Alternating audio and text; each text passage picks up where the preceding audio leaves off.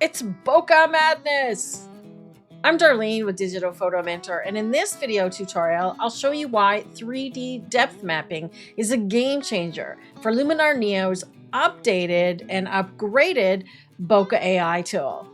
How long do you think it took me to do this? What about this? Would you be surprised if I said less than 3 minutes? Want to know how? Well, let's dive in and take a look. You'll see how easy and effective Bokeh AI is and why it's quickly becoming one of my favorite tools in Luminar Neo.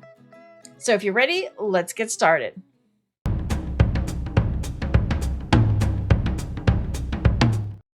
The first thing you need to know is where to find Bokeh AI. I'm using a beta version prior to the full release on April 9th. Currently, it's in the portrait section right under Studio Light, here. However, I anticipate that they may move it from the portrait set of tools over to creative. So if you don't see it here under Studio Light, look in the creative section of tools. To start using Bokeh AI, as usual, just open the tool, and this is what you'll see. It looks a little bit different than we're used to with Portrait Bokeh AI. Now we have a slider to adjust the amount of blur, a familiar looking graph, remember light depth, and the ability to choose the shape of the bokeh that we want to apply. You'll also notice that it now applies on any image, so you're not limited to just portraits. To start, just drag the blur amount up. I'm going to go to the maximum 100. It doesn't look like it did anything, right? Because it's blurring only the part that is behind this mask. So currently, everything that's showing in light gray here is still sharp. So it's blurring everything behind the buildings. Now we have the ability to adjust the focus distance. Once again, you'll see something similar to what we have in light depth. Just grab this part here, and as you bring it down, the blur will come forward in the scene. Now you can see the building at the end of the street is blurry. And as I continue to move it down, the blur gets closer and closer until, if I go all the way to the bottom, the whole image is blurry, except for a tiny sliver. Obviously, this is not the look I'm going for. But now that we're here, I chose this image because it has nice light orbs that will turn into bokeh when we blur them. And now we can see the shape adjustment. They're calling it bokeh ball adjustments. I want to address something. The word bokeh is a Japanese word that means out of focus bits. It's come to mean this look in photography, and you'll hear many people pronounce it different ways. Everything from bokeh, bokeh, bokeh, which is correct. I've Googled it many times, and the closest that I can get is kind of like bokeh. So most people in the English-speaking world call it bokeh. There, I had to get that off my chest. Now, let's pick the shape. The default is the circular one here. If we choose the one on the left, you'll see outline circles like this. The one to the right of the circle is more elliptical, moving down to hexagon or 6 sides. And then we have some fun ones, hearts and stars. I honestly can't see myself using the hearts and the stars very often, but I've tried a few of the others, and depending on the image, sometimes the elliptical bokeh looks better, sometimes the circle does, and other times the hexagon. I wish there was a rotate slider or option for rotating the bokeh itself and the distance mapping so that we could make it more diagonal. For example, I could have sharp focus here, but further back on the scene on the left. Perhaps that's something we can request for a future update to this tool. But I like the direction they're going with this. This image here was taken with my lens at f4, so it's got a bit of creamy bokeh or blurred background already. This one was taken with f11. You can see the difference in how much sharper the background is. It's not completely tack sharp, but if we want it to look more like this other image, we can use the Bokeh AI tool. Let's give it a try. Apply the tool. I'm going to take it to the max again. This is something that I do with almost every tool and how I recommend using them. Take them to the max, see what it's doing, make your adjustments, and then you can always dial it back. Now, when I bring this blur forward, you can see how smart it is. It's blurring the background even more, and you start to see the leaves are blurring. So it's doing what's called a 3D depth map of the image. Luminar is trying to figure out what's closest to the lens and what's farthest away, and adjust the blur accordingly. I've got a little too much of the leaves here, so I'm just going to back it off. Watch the little graph here to see where your focus lies. That's actually pretty good. When I did this image before, I thought I had a mistake here, but it's actually a cobweb. Look at how perfect the edge is without doing any masking. That is just the power of this slider. Now let's try the different shaped bokeh. This is regular or default, elliptical, hexagon. Notice we're not getting any shapes because the background doesn't have any light sources. Typically, to get an orb like that, you need to have something really bright in the background. We don't here, so we'll just get blur, which is also fine. That's what I'm going for. Once I've positioned it, now I can decide how much blur I want. I'll scale it back just a little bit. There's the before and after. Actually, let's go all the way. Now, I'm just going to darken the background a little bit to match the other one. There we go. Now let's compare this to the other image taken with the larger aperture. When you look at them side by side, can you tell which is which? Pretty close, right? So the first thing you can do with Bokeh AI is replicate a shallow depth of field, the kind that you get from big expensive lenses with apertures like f2 and 1.4. So if you don't have such a lens, now you can create something pretty close. The next thing I want to show you is pretty straightforward. Of course, we can use it to remove or blur distracting backgrounds, like in this image of the girl in Japan. I'll bring the blur a little bit closer. Let's try the different shapes. In this case, I think the hexagon one looks good. One thing you want to make sure of is that we're not blurring any bits of her. Notice it's getting a little bit of her purse here. So always zoom in to check that you've got the subject sharp. A quick adjustment of the depth slider here, and we've got it adjusted. Notice the back of her head is also now out of focus. So we can keep adjusting the slider, but the further back I go, the sharper the van is going to get as well. Let me show you another quick trick. If we bring it forward a little bit, notice how blurry the van gets.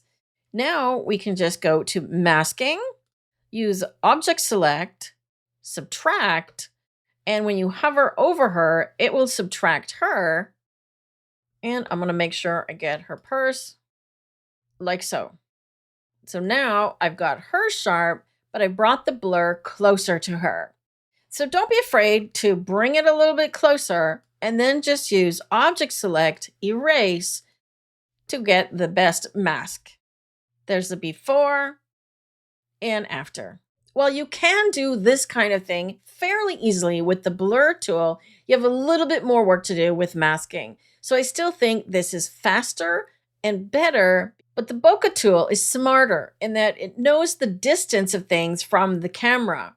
So it will make things that are further in the distance blurrier than things closer to the camera. The blur tool cannot do that. Now let's take a look at a couple of tricky subjects. Can you imagine if you wanted to blur the trees in the background in this image? How much masking would you have to do manually with the blur tool? A lot. Trust me, I know because I tried it. So let's go ahead and open the Bokeh AI tool and see what it can do. I'm going to go all the way to 100 and play with the distance a little bit. I want to make sure that these two trees in the front are sharp and this one in the middle. So I can move the distance further back, like so, which I'm fairly happy with. Then I'll dial this down just a little bit to make it a little softer. Et voila. How long did that take? About 10 seconds. Pretty amazing, right? And remember, if I want to have the blur closer, I can just mask the trees that I want to keep sharp, like so. There we go. Look at the amount of depth that's been created in that image. And I didn't even try the different shapes.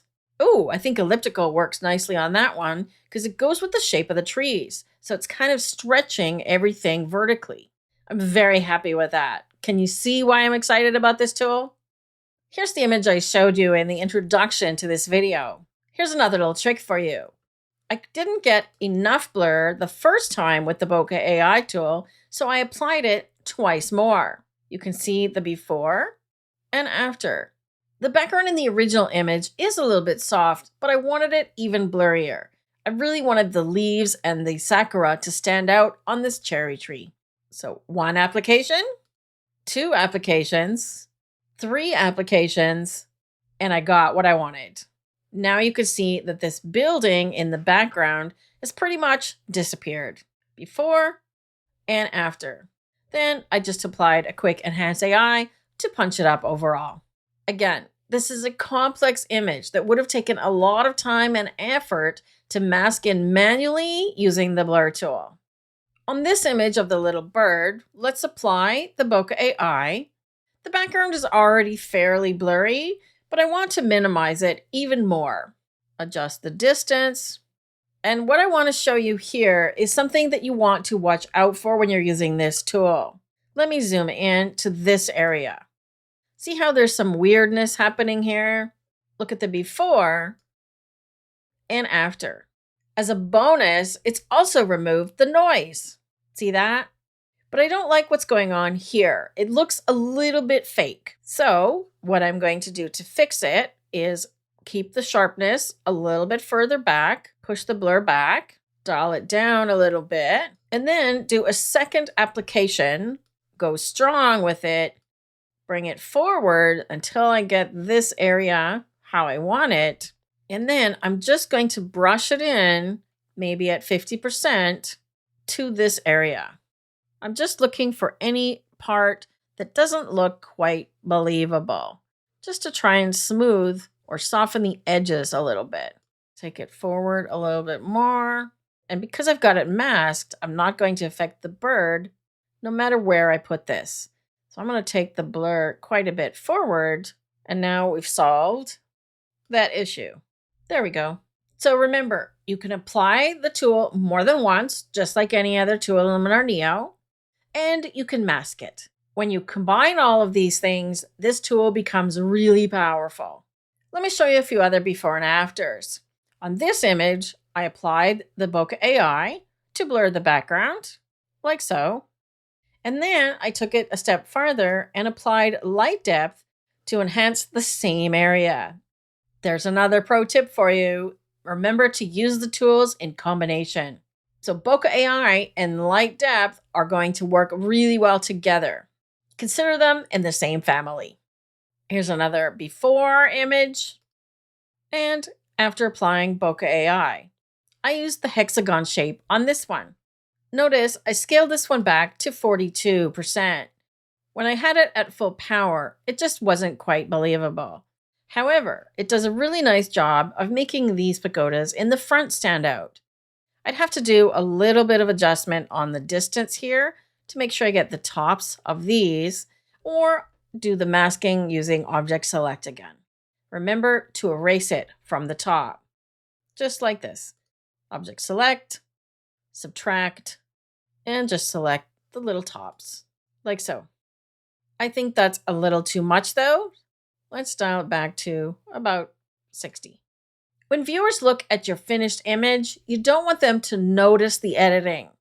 If they can see what you've done, then it's probably gone too far.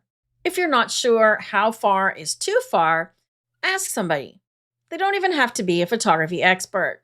Just ask them what they think. Can you tell what I've done here? If they say no, you're good to go. If you don't have anybody in your life, camera club, or a friend who's into photography, consider joining our DPM private community. We have a fun group of amazing people who give positive and helpful feedback when you post your images, as well as me. I'll put a link to get more information about our community in the description area below. And finally, check out how I used a combination of tools to transform this image. Bokeh AI, to subtly blur the trees in the background, light depth to make the lighting more interesting and contrasty, and sun rays for a little more drama. See how they all come together? So let's start a discussion. Tell me in the comment area below, what technique are you going to try with the new Bokeh AI tool? Are you going to create shallow depth of field? Or maybe you want to use it just to blur the background to get rid of distractions. Until next time, take care and let me know what you think about the Bokeh AI tool.